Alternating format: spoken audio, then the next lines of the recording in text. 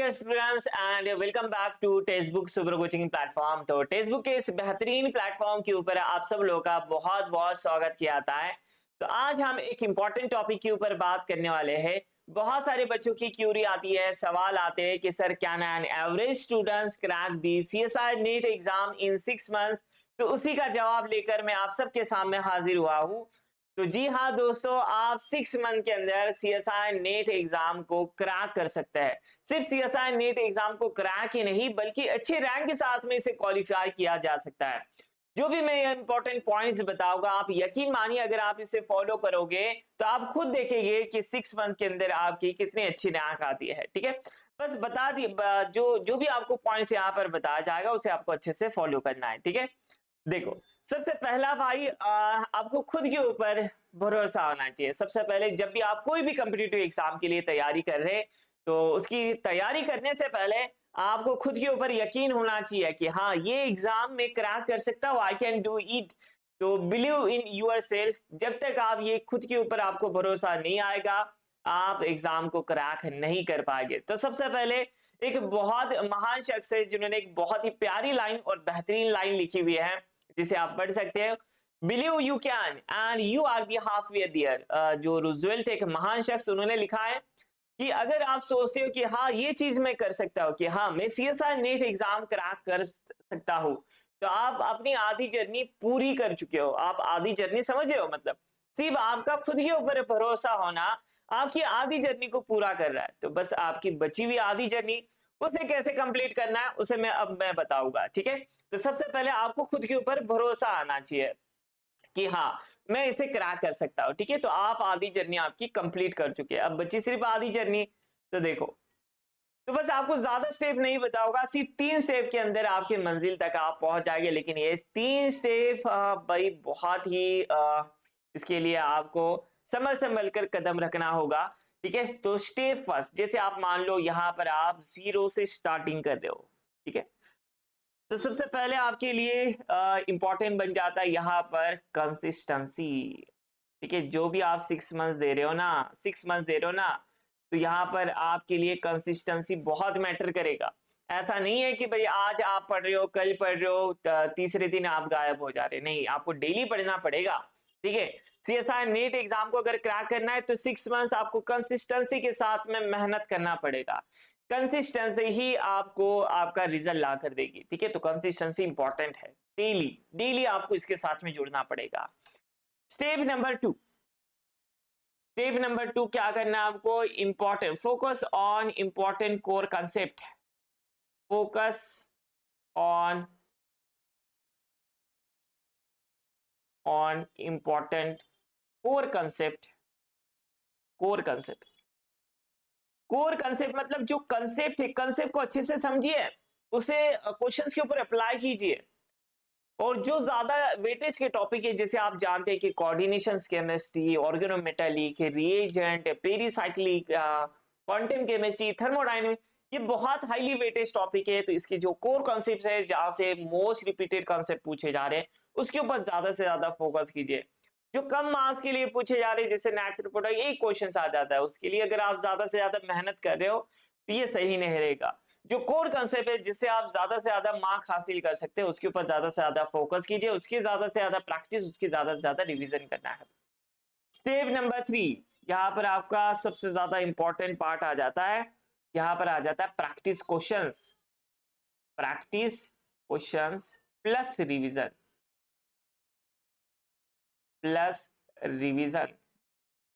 Practice questions के अंदर कौन कौन सी चीजें आ जाएगी भाई? प्रैक्टिस क्वेश्चंस के अंदर आ जाएगी आपके PYQ।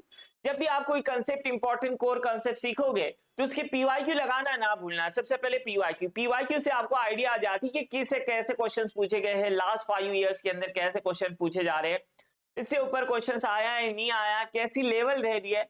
तो कभी कभी हम पढ़ाई तो कर रहे हैं लेकिन सही डायरेक्शंस पे पढ़ रहे हैं, क्या CSI नेट में क्वेश्चंस आते हैं नहीं आते हमें नहीं पता। जैसे यूवी स्पेक्ट्रोस्कोपी, बहुत कम क्वेश्चंस आपको देखने मिलते हैं, और अगर हम यूवी स्पेक्ट्रोस्कोपी ज्यादा दिन तक पढ़ेंगे तो हमारे लिए सही नहीं रहेगा।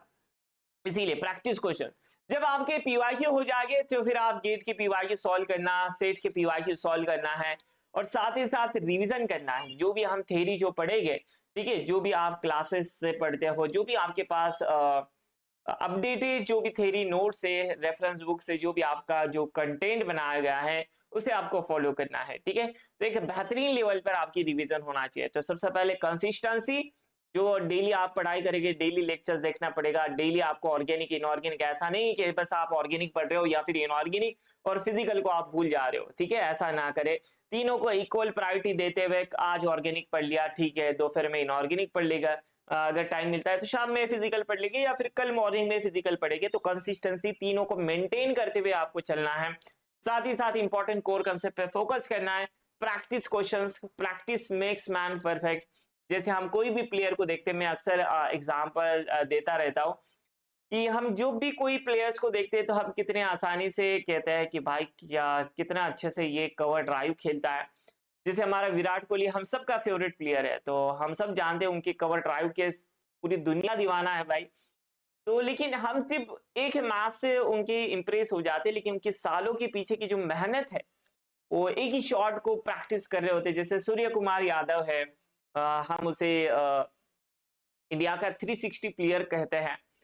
तो भाई उसके पीछे जो भी वो बैक फुट पे जो सिक्स मारता है, तो उसके लिए जो मेहनत है, एक शॉट को बनाने के लिए, एक शॉट पर वो कितनी मेहनत करते हैं, कई सालों से उनकी मेहनत रहती है, तब जाके वो इतने आसानी से वो गेंद को पिक कर पाते हैं और इजीली शॉट मार पाते हैं। ठीक है, तो ऐसी हमारी अगर प्रैक्टिस हो जाएगी, अगर नंबर ऑफ क्वेश्चंस अगर हम ज्यादा सॉल्व करेंगे, अगर हमारे को समझ में आ जाएगा कि हाँ ये क्वेश्चंस को ऐसे सॉल्व करना है, तो फिर आपके लिए सारी चीजें आसान बन जाएगी और फिर आप मंजिल के काफी ज्यादा करीब हो जाएंगे। ठीक है, तो स्टेप 1, स्टेप 2, स्टेप 3, बस ये 3 स्टेप को आजमा कर देखे, भाई आपकी मंजिल दूर नहीं। ठीक है, एक बात हमेशा याद रखना, मेहनत आपको करना पड़ेगी। मेहनत बहुत ज्यादा जरूरी है यहाँ पर, कंसिस्टेंसी और मेहनत।